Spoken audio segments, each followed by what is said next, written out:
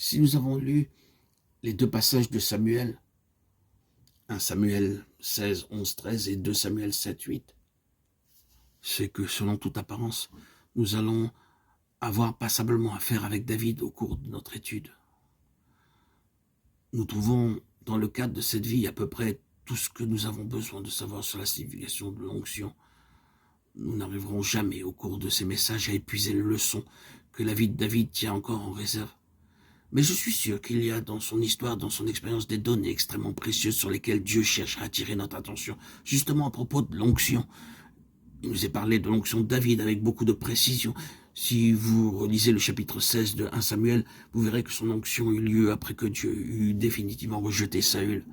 Samuel reçoit alors de Dieu l'ordre d'aller oindre celui qui s'est choisi, l'homme selon son cœur.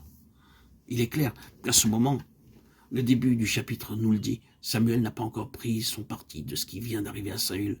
Dieu lui affirme à nouveau qu'il l'a rejeté et ordonne au prophète de remplir sa corne d'huile. « Va, dit-il, je t'enverrai chez Ishaï, Bethléemite, car j'ai vu parmi ses fils celui que je désire pour roi. » Une telle démarche n'est pas sans inspirer certaines craintes à Samuel. Oindre un successeur à un roi vivant encore est une opération qui ne va pas sans danger. Samuel n'est qu'à moitié rassuré et se demande comment il va procéder. Mais c'est Dieu qui dirige les choses et Samuel se trouve bientôt chez Ishaï. Tous ses fils, comme vous le savez, sont passés en revue, excepté David. Samuel, dans sa perplexité croissante, avait deux déclarations divines sur lesquelles il pouvait faire fond. La première était « J'ai vu parmi ses fils celui que je désire pour roi ». Puis, en présence d'Eliab, Dieu avait précisé « Ne prends point garde à son apparence ni à la hauteur de sa taille ». L'Éternel ne considère pas ce que l'homme considère. L'homme regarde à ce qui frappe les yeux, mais l'Éternel regarde au cœur. Dieu sait à quoi il expose en choisissant un roi. Il se rend compte que ses intentions pourront le plus facilement du monde être foulées aux pieds. Il voit tous les obstacles qui pourront se dresser du côté humain entre sa volonté et la réalisation de sa volonté. Il prend tout en considération car il sait ce qu'il a devant lui. Une telle initiative de sa part est grosse de conséquences. Aussi prend-il ses précautions, il avertit Samuel et le met en garde contre une appréciation prématurée. Ne prends point garde à son apparence et à la hauteur de sa taille, car je l'ai rejeté. L'Éternel ne considère pas ce que l'homme considère. L'homme regarde à ce qui frappe les yeux, mais l'Éternel regarde au cœur. Dieu se prémunit contre une répétition de ce qui vient de se passer. Quand Eliab, ce beau et grand jeune homme, se trouve devant Samuel, le prophète ne peut pas s'empêcher de faire certaines constatations qui ne manquent pas d'être flatteuses pour le premier fils d'Ishaï. Considéré en lui-même et comparé avec Saül, qui dépassait de la tête tous les hommes d'Israël, ce jeune homme-là est vraiment très bien.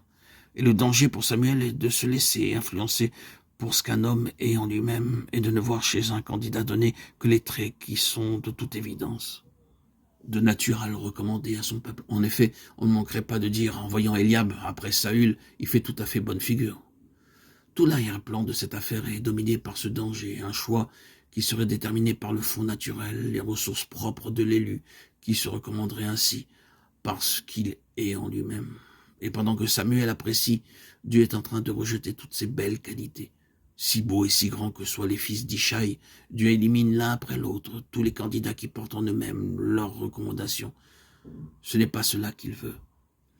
Je l'ai rejeté. Et ainsi jusqu'au dernier. Peu s'en faut que Samuel, oui, même Samuel, ne faillisse à sa mission précisément à cause de cette question-là. Certainement, s'était-il dit, en voyant Eliab, loin de l'Éternel, est ici devant lui. S'il avait agi d'après l'idée qu'il se faisait des choses et des hommes, s'il avait cédé à son jugement naturel, s'il s'était laissé influencer parce qu'il y avait de prenants dans la personne de ceux qui passaient devant lui, il aurait arrêté son choix sur un homme capable d'en imposer. Et l'huile sainte aurait consacré un roi tellement qualifié au point de vue naturel qu'il put de lui-même prendre sa place à la tête du peuple.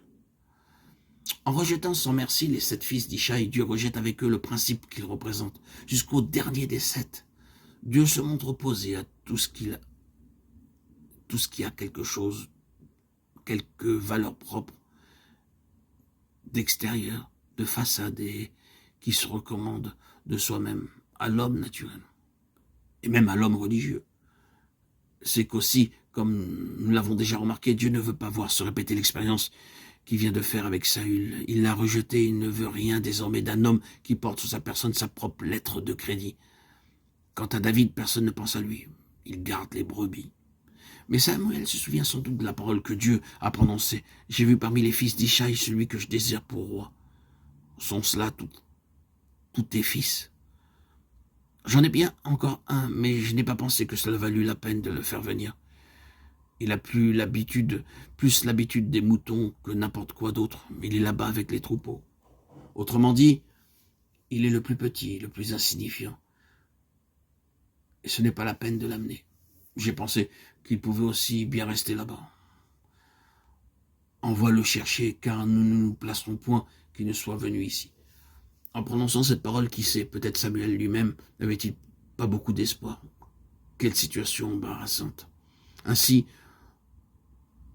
on amène David. Quand il est là, Dieu dit à Samuel, lève-toi, oins-le, car c'est lui.